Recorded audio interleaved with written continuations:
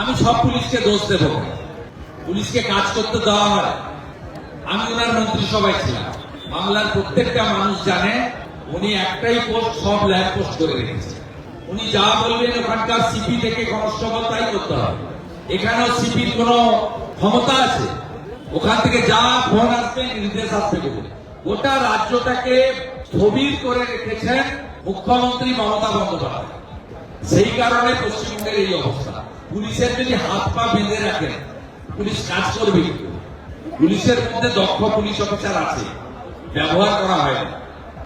যদি কেউ ব্যবহার হতে চান, যদি কেউ মেরুদণ্ড সোজা রেখে কাজ করতে চান, উত্তরবঙ্গে থাকলে দক্ষিণবঙ্গে, দক্ষিণবঙ্গে থাকলে উত্তরবঙ্গে পাঠিয়ে তার উপরে টর্চার করা হয়, তার সার্ভিসের ক্ষেত্রে অত্যাচার করা হয়। তাই কেউ ঝুঁকি নেয় না, সবাই জো হুজুর করে কাটিয়ে দিচ্ছে। মনে মনে সকলে প্রস্তুত যে 26-এ আসল পরিবর্তন হবে।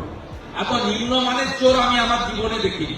20 টাকার জলের বোতল 200 টাকায় বিক্রি করেছে, 10 টাকার চিপসের প্যাকেট 100 টাকায় বিক্রি করেছে, 20 টাকার চাউমিন 150 টাকা নিয়েছে, 25 টাকার কাটা ফলের প্লেট 250 টাকা নিয়েছে। গেটের বাইরে জলের বোতল আটকানো হয়েছে, অথচ ভিতরে 200 টাকা করে জলের বোতল বিক্রি হচ্ছে। আপনি ভিডিও দেখুন, কে বিক্রি করতে ঢুকেছে, কার সঙ্গে কমিশন ভাগ আছে। আমাদের যুবক ছেলেদের ইমোশন মেসিকে নিয়ে নক্ষত্র তারকা। একটা ছেলে 25,000 টাকা রোজগার করে 15,000 টাকা টিকিট কেটেছে। একটা ছেলে 15,000 টাকা রোজগার করে 6,000 টাকার টিকিট কেটেছে।